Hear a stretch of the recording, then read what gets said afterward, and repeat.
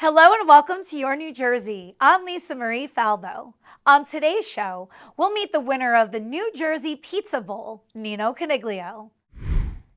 But first, Dawn Santana, a high school teacher at JFK Memorial High School in Islin, has worked very hard with her students to raise $3,500 for the campaign Rent for Moms. We welcome Dawn to the show. How are you? Hi, how are you? I'm doing well. So, what is this amazing program, Rent for Moms? So, I am the advisor of the FCCLA, which stands for Family Career Community Leaders of America. And at our fall leadership conference, we had a representative from Rent for Moms speak to us advisors on maybe taking this on as a fundraiser.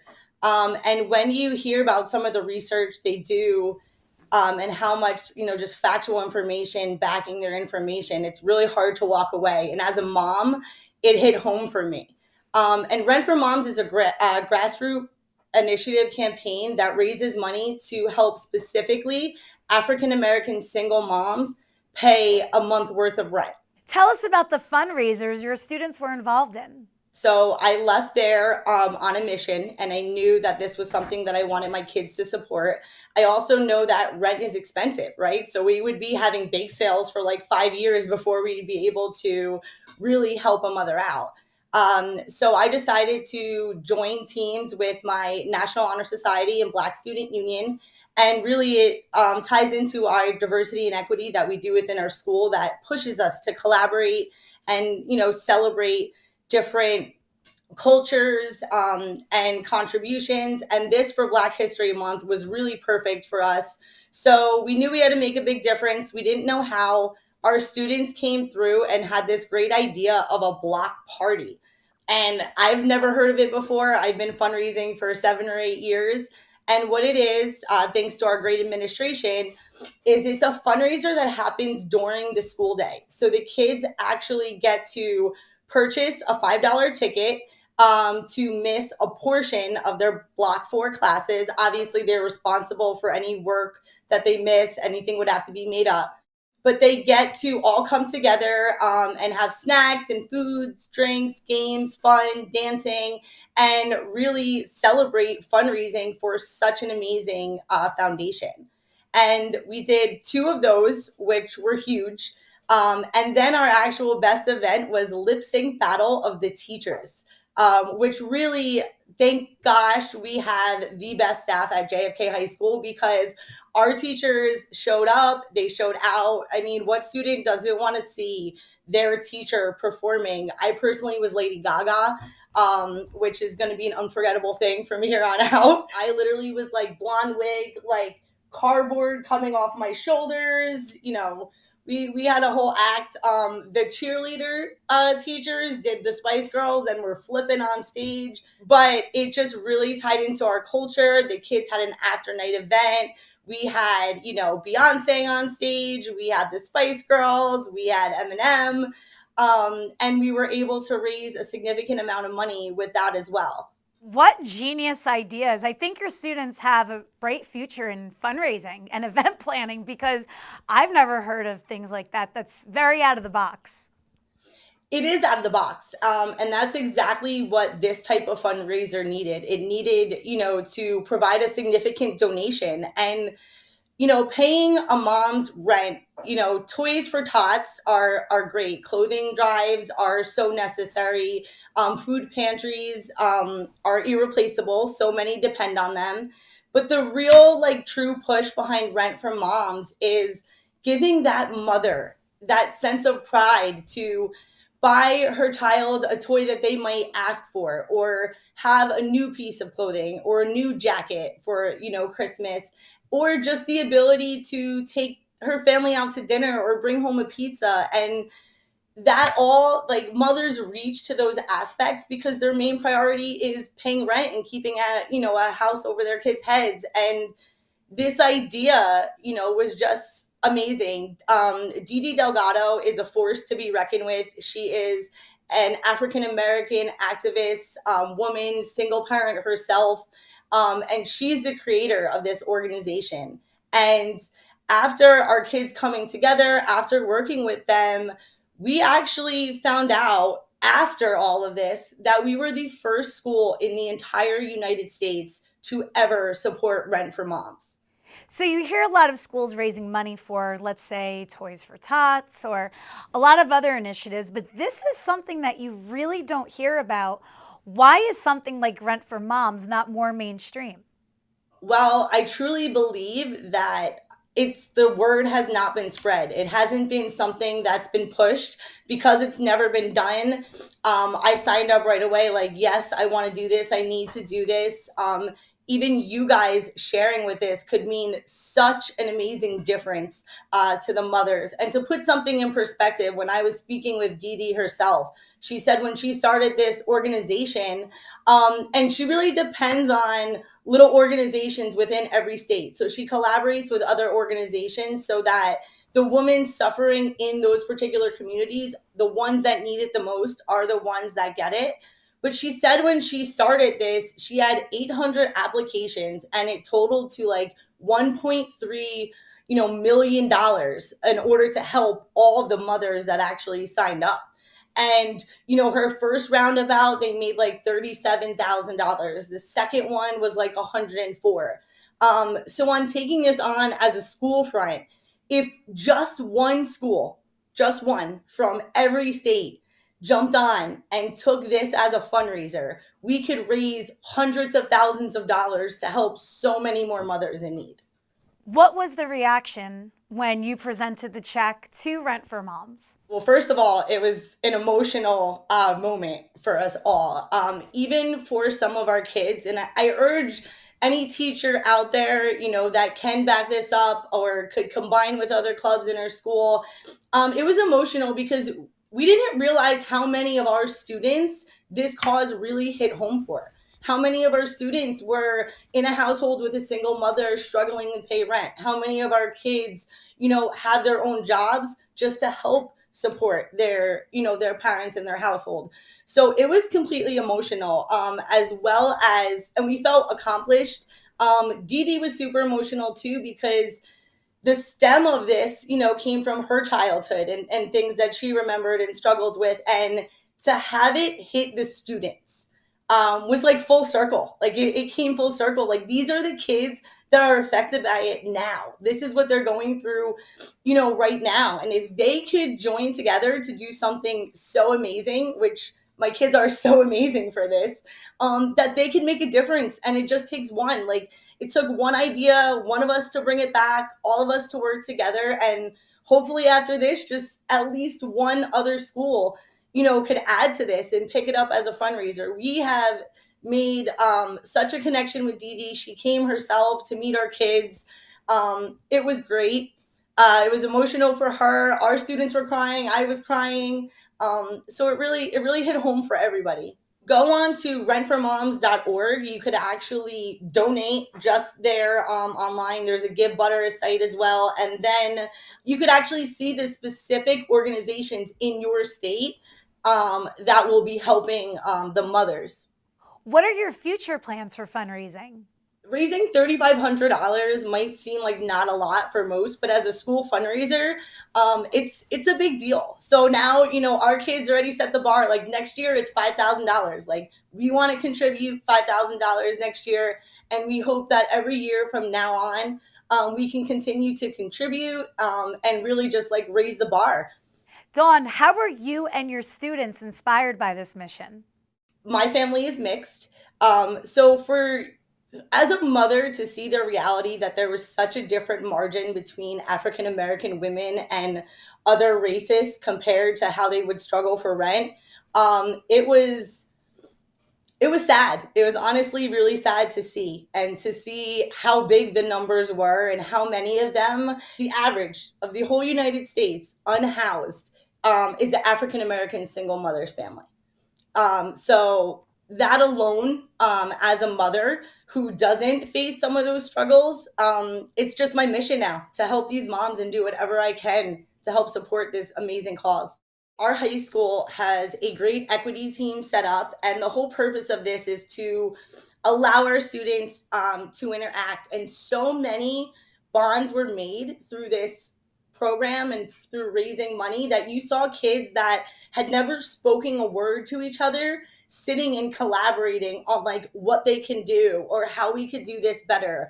I mean, we were breaking down like, no guys, we can't have pizza because it cost us $300, and we need to be baking for a week and have baked goods and snacks. And you just saw them, their artistic ability just for like making signs for the fundraiser brought them together. It was just a pure joy of a moment to see all of our children interacting, all different cultures, all different speeds, all different races, all different family incomes, kind of just put all that aside and put it out the window and come together and work together. And it brought out the humanity in our school, and it kind of makes you feel like there's still hope sometimes when we always hear about bad things, and this is such a great thing.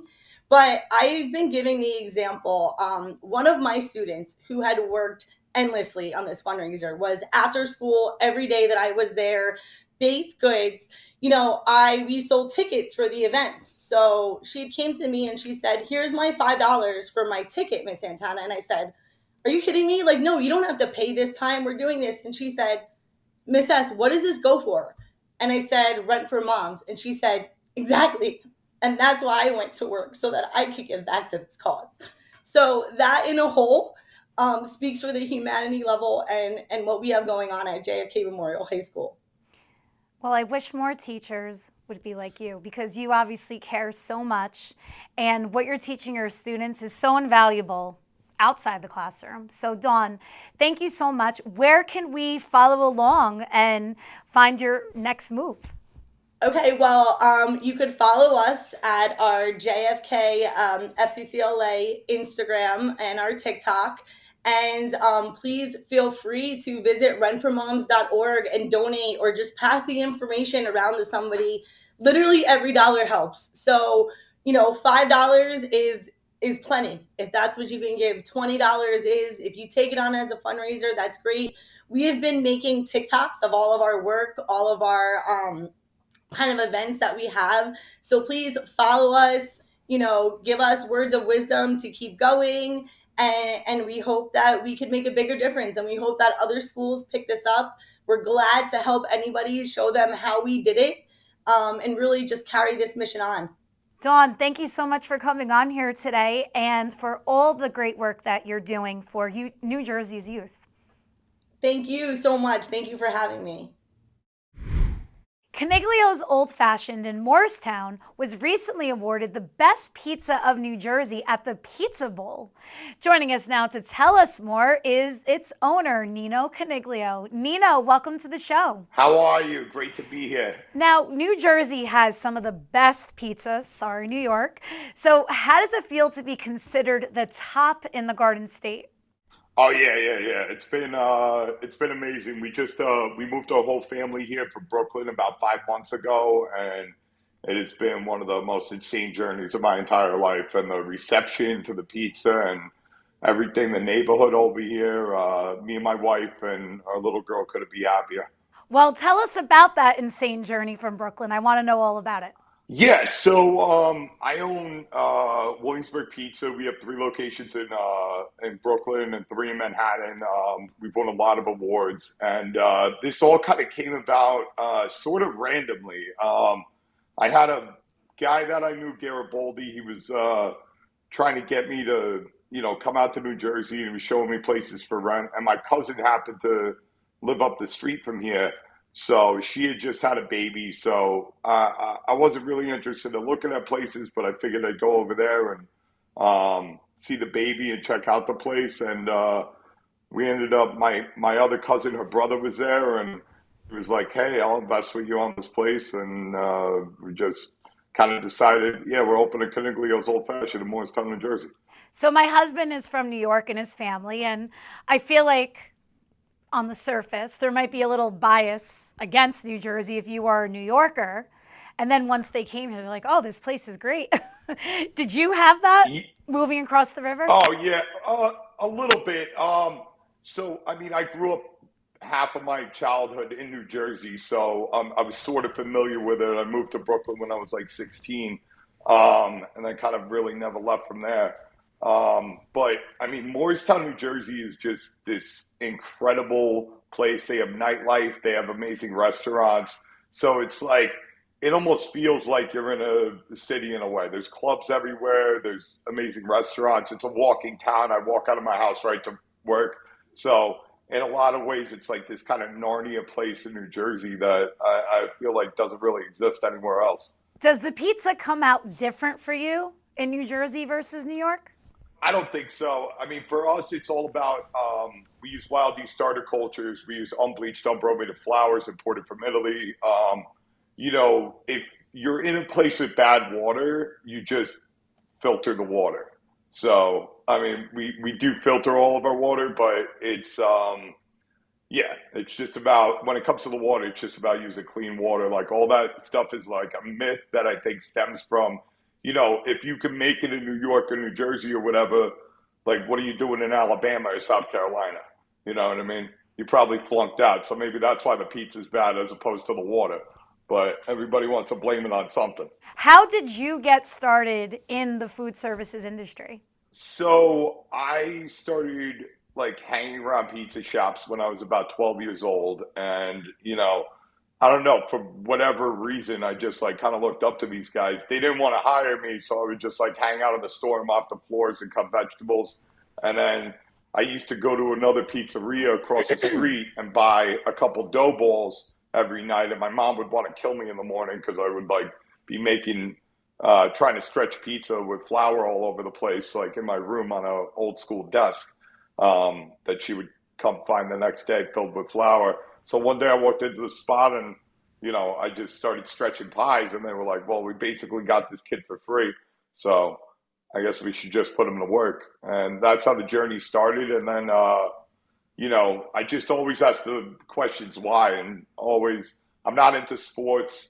I'm not into fancy cars and fancy watches. I don't have any hobbies except for this.